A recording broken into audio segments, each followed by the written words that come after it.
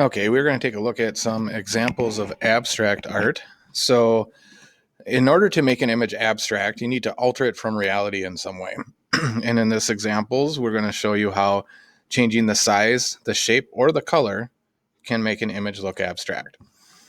With abstract, you will recognize imagery in this person.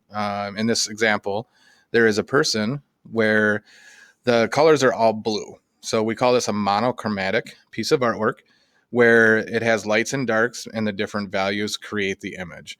Looking at the lady here with abstract, it's kind of a fun little design because you really don't have the rules that you have when you're creating realism or surrealism, where you can take out details. So looking at this example where the hair is, you don't see the strands of hair. It just looks all flat looking.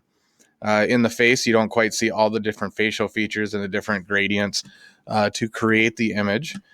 Yet there's distinct areas where you can tell where the nose is, where the mouth is. In this example, the eyes are shaped like teardrops, so they change the shape of the eyes. I believe this correlates with the color of the background. The color blue usually can symbolize sadness, depending on the context of where it is. And I think in this context, with the eyes shaped like teardrops, the way her head is kind of leaning down, that this would definitely kind of make me feel sad looking at this. Another thing that this is a characteristic of abstract is the elongated neck. When you draw images to perspective, you use vanishing points so that especially like if you look at this building where the angles of the wall would angle off to a vanishing point. In this example, what makes this abstract is you can actually see two different sides of the building from the same viewpoint. So it almost looks like you're looking straight on this wall and straight on that wall, even though we can see both walls at once. The artist also creates depth in this artwork without the use of vanishing points by overlapping. So we have some buildings that are overlapping each other. Size relation. So we have a smaller building in the background and a bigger one in the foreground. Also placement on paper. This one's placed up a little bit higher on the canvas. These buildings are a little bit lower, so that gives the illusion that that one is further behind. With abstract, you can also have heavy outlines. When we worked on some of our realism projects, we talked about how to get rid of the outlines and how to blend them in. But in this example, those heavy outlines help separate the different strands of hair, help separate the nose and the mouth, and the eyes and the different features in the face.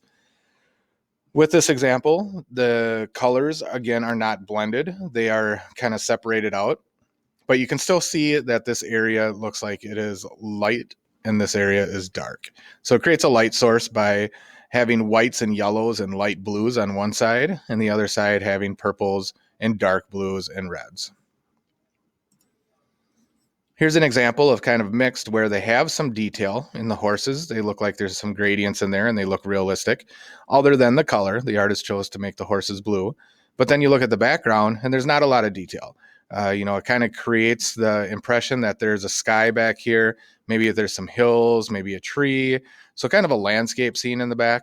But the artist doesn't put in all those details to tell us that. Clip art is another example of abstract art. In this example, we are taking colors and making them more solid, and so they're not blended together. So looking at the hand, it still looks like there's depth to it, and there's lighting by the light tan color and the darker tan. In the apple, the same thing, where we have a white, yellow, dark yellow to create that 3D depth, and same with the part on the green. Vincent Van Gogh was a famous abstract artist. He did some surrealism scenes, but he also did scenes like this where you can see each of the brush strokes. Looking at the water, you can see all the dabs of different colors of blue. I believe that helps create motion and movement in the water. It almost looks like it's sparkling from the moonlight.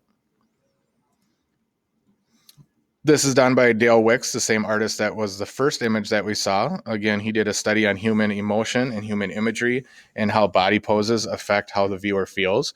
I get a sense of curiosity from this one with just kind of the light, cool colors, the head kind of tilted to the side, the yellows and the greens.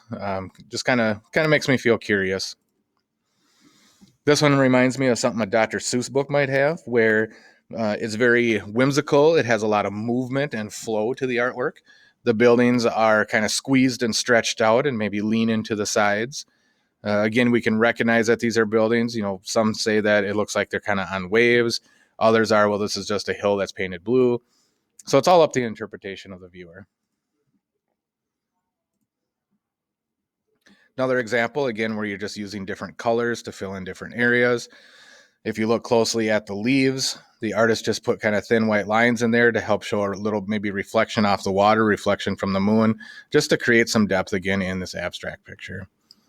This last one is an example that is an extreme form of abstraction where you don't have a lot of crisp, clear lines. There's not a good separation between the imagery and the background.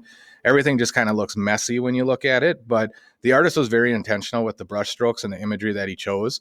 Look at an example over here on the top right where the eyes are and the nose. There's not a lot of detail. You might not be able to tell what that is, except for when we have it in this context where you can see the guy's arms. He's playing a little bass guitar there.